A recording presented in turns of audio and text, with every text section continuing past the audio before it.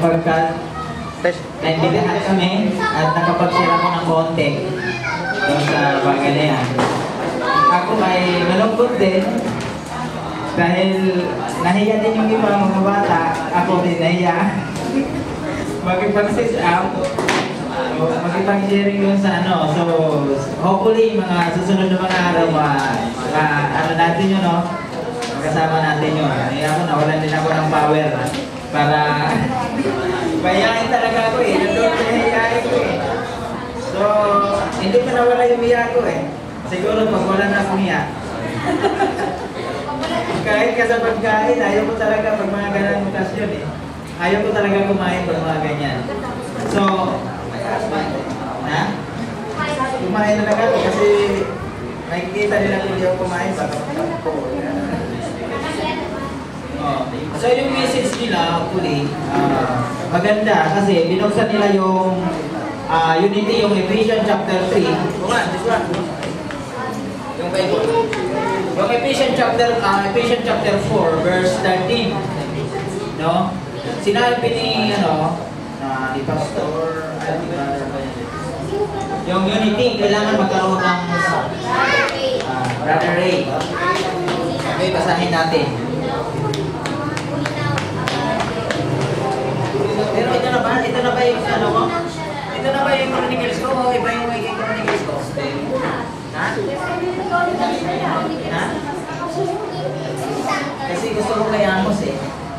Amos, okay, chronicle yan. Ha? Ibang, kahit sinong end time. Basta end time kasi. Okay, kay Amos na lang tayo. Ay, ano bang pamagat nun? Kevin Howard. Ang pamagat nito, they pronounce the announcement, a false announcement, it would be here. Ibig sabihin nito, yung announcement ni Pablo ay magaganap, mangyayari. Ano itong mga bagay na mangyayari? Ito, start na, no? 1 Corinthians chapter 15, verse 51. 1 Corinthians chapter 50, pwede ko, sino pwede magbasa? Sister, ay brother, ano? Wala kang Bible? Sino may Bible? Yeah, ito Bible daw. Yeah, basahin mo yung verse, 51.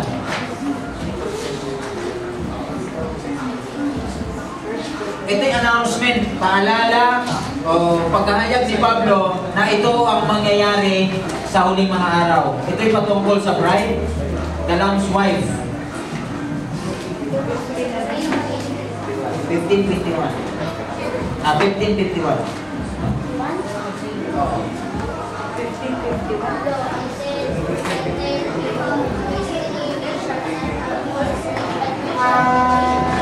Okay. Narinig niyo mga kapatid? So, it is my announcement of Paul. Sabi niya, behold, I show you a mystery. Sino yung word na I? Si Pablo. At ipapakita niya yung hiwaga. Anong hiwaga? That we should not all sleep. Ang sabi niya, hindi tayo lahat ay mga tutulog.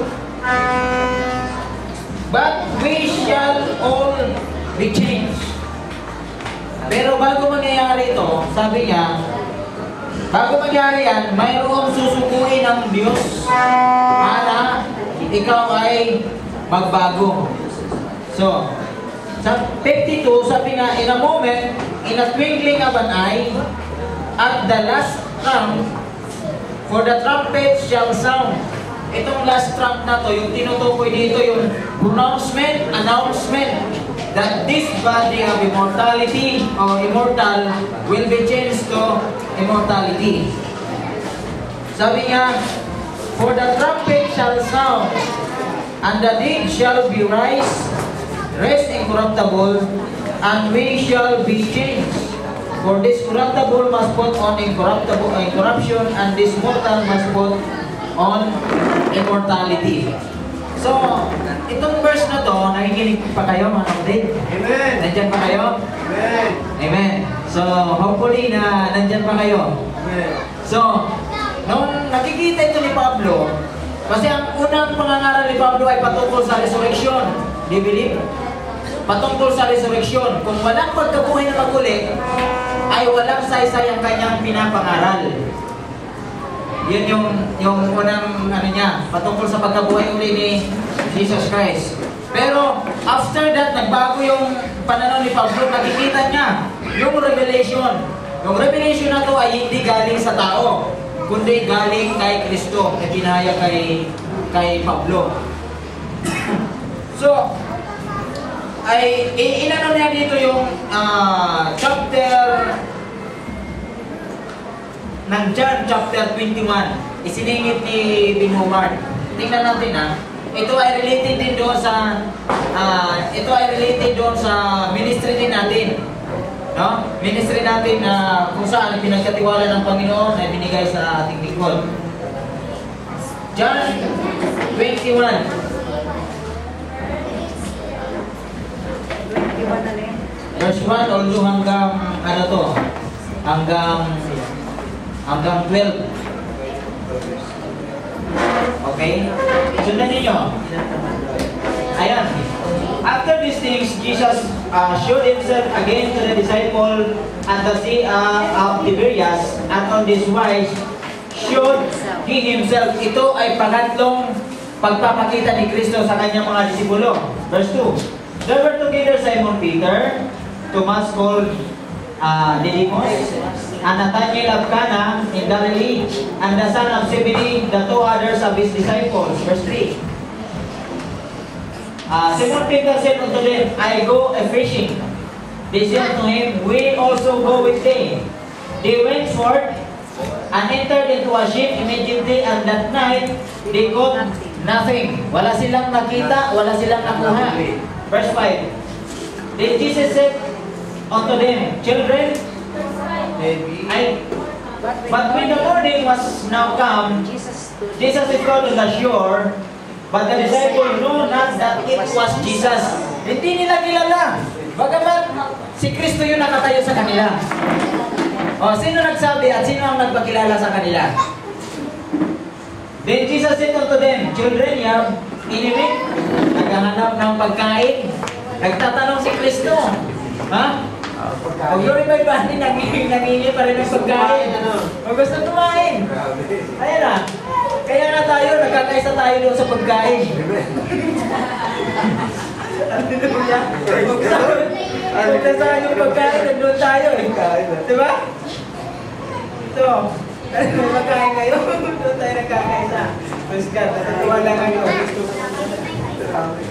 Sabi ni Jesus Christ, said unto them, children, have you not enemy? May dala ba kayong pagkain? And he answered them, no. Wala kayong dalang pagkain. Dapat may dala kayong pagkain. Ha? Ito. And he said unto them, cast the net on the right side of the ship, and ye shall find. Hello. They cast therefore, and now they were not able to draw it for the multitude of fishes. Amen? Nung kinast out yung net, hindi na nila mahina dahil sa sobra ng dami. Ha? Sa sobra ng dami. Kaya tayo isang disciple, hindi naman pinangalanan. Brother Francis, sagutin mo ito mamaya. Therefore, that disciple whom Jesus loved said unto Peter, yung isang disipulo na nagsabi kay Pedro, sabi niya, it is the Lord. Yan. Hindi sinabi kung sinong disipulo niya sa tatlong pinangalanan kanina. Sinabi ng disipulo, whom Jesus loved said unto Peter, it is the Lord. Now, when Simon Peter heard that it was the Lord, he girt his fisher's coat unto him, for he was naked, and did cast himself into the sea. Nung nalaman ni Pedro, ibig sabihin, disipulo na sila, siya ni Kristo, hindi niya pa kilala kung nandiyan na si Kristo. Oy, hello! Baka man yan, may Kristo dyan, hindi niyo kilala. Ha? Dumating na pala si Kristo, hindi niyo kilala. Kasi kasama, glorified body niya. Glorified body ko. Oo. Ito niya. Ang sabi ng isa yung disciple, hindi nila malalaman na si Jesus Christ yan kung walang nagbulong. Sinabi niya, si Jesus Christ yan. Sabi mo niya. Siyempre, si Pedro, may damit siya ng pangisda. Hinubad na yun. Nung hinubad niya, tumalon sa dagat. Ano nangyari sa'yo? Kung sa atin lang, kung kasama natin, bakit tumalon yung nangyari sa'yo? Ang dami yun. Ang natutuwa dito, sa explanation kay ano eh. Ito And the other disciple came in a little ship, for they were not far from land, but as were 200 cubits, dragging the net with fishes. Pataas. Jesus said unto them, bring up the fish which ye have now caught. Kasi di na nakuha. Ang interpretation niya dito, ang sabi niya, dalhin niyo lahat ng isda na inyong nakuha. Walang pinipili, ang sabi ni Pinuward, walang pinipili kung sino may dala ng, sino nagbigay ng isda, sino may dala ng isda. Ang sabi niya pa dito, hindi niya na tinanong kung kaninong pastor galing yung kanyang mensahe. Kanino galing yan? Pag hindi galing sa pastor niya, huwag yung tanggapin. Alam mo yung ano? Parang yung openness ni Binuward nandito. No? Na walang division. Yung pinag niya yung 1 Corinthians chapter 1 verse 10. Ang sabi niya, ito babasahin ko na lang. Huwag mong walayin niya natin. 1 Corinthians chapter 1 verse 10. Ang sabi niya, now I beseech you, brethren, by the name of our Lord Jesus Christ, that ye all speak the same things, that there be no division among you, but ye be perfectly joined together in the same mind and the same judgment. So yun yung inano ni hindi ka namimili. Kung kanino galing, ibig sabihin, ang bawat isa mayroong access para mag-hando o magbigay ng isda. Yung isda ito, yung revelation o may pahayag, interpretation dito. Sabi nga, 1 Corinthians 1. Kanina. Ito, Simon Peter went up and drew the net to the land full of great fishes, 153, and for all there was so many, yet was not the net broken. Verse 12. Jesus said unto them, come and dine. And none of the disciples durst ask him, who art thou? Knowing that it was the Lord. So, si Jesus Christ nag-iimbita na ang bawat isa sa atin ay mayroong participation. Ha? Nakita nyo? Ang ibig sabihin lang dito, ang sabi ni Lord, yung kalagayan ni Kristo, siya ay nag-iimbita na walang sino man siyang tinitingnan kung saan kagaling. Ang kailangan lang dito, mayroong kang participation para ano ng isda. Mayroon daw fire eh. May fire dyan eh. Saan mo yung fire? This is now the third time that Jesus showed himself to the disciples after that he was risen from the Gideon. So may fire dyan sa taas, May fire. Saan yung fire? Sa taas. Lulutuin sa ayun fire of coal there and fish later on and bread. Bawat isa may tinapay, bawat isa may isda. Ibig sabihin, mayroong participation bawat isa. So, maganda. So, dito sa 1 Corinthians 15. Okay, may tanong na lang. Ang tanong ko kasi, sino yung disipulo na kasi hindi tinangalanan kung sino eh. One of the disciple. That's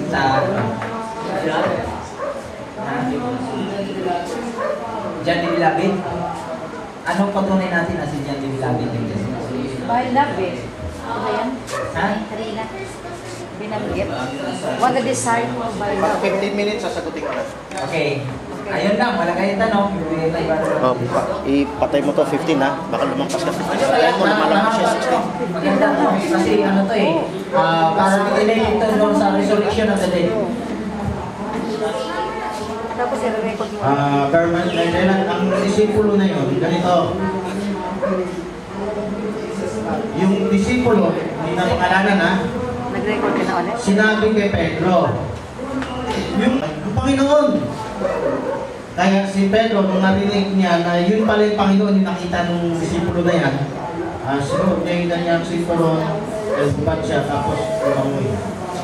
Ngayon ganito, mayroon pang ibang isa pang talata na nakahilig din sa boso.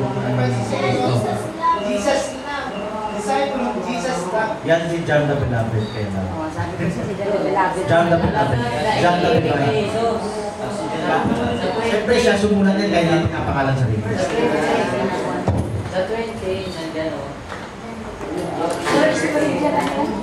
Kailan tayo mo? 15 na ka? Baka lumampas ka. Hindi ako lumabas. O huwag ka na mag-record. Napot ni-record mo tayong kasunod. Hindi pa Okay. tayo yung kasunod. Punta na tayo sa series, Ate Ami. Oh. Hindi ba sinabi mo? Tignan mo. Huwag ka mo.